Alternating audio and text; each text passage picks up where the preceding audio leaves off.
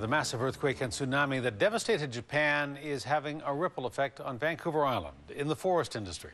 Japan is a major market. We export more than $1 billion worth of wood to the country every year.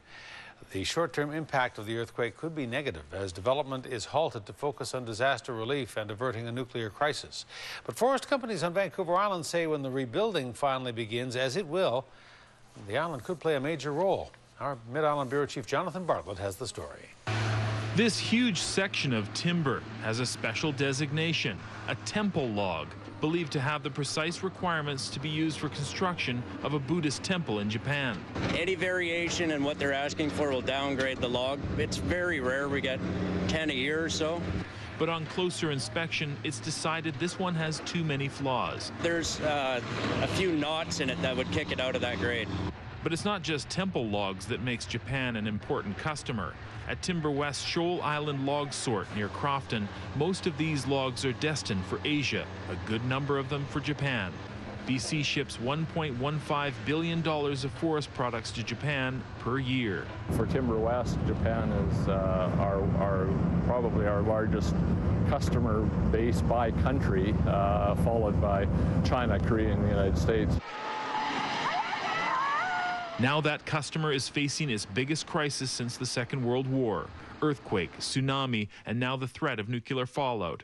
But it's still too early to tell what the fallout will be on BC's forest industry. It's still very uncertain as to what the impact is going to be. We first of all have to think about the people that are there, the friends and the customers that we have served in the past. And right now our focus is on the immediate humanitarian relief and whatever we can do as an industry to help. That being said, in the long term, there could be opportunity in helping rebuild Japan using BC wood.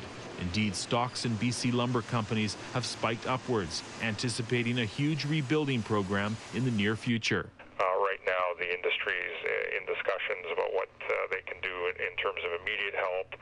And, we've got a strong track record of humanitarian aid, whether it was in China or Indonesia, in helping out. And so we will be looking at our options there to help the Japanese people. At the moment, few people are thinking about benefiting from so much human suffering. There's going to be a rebuilding phase. Everybody's aware of that, but it's sort of rude to be counting a profit margin when they're counting bodies. Jonathan Bartlett joins us now live in our Mid-Island Bureau. Jonathan, it seems like people in the forest industry understandably are a little reluctant to try to put a positive spin on any of this.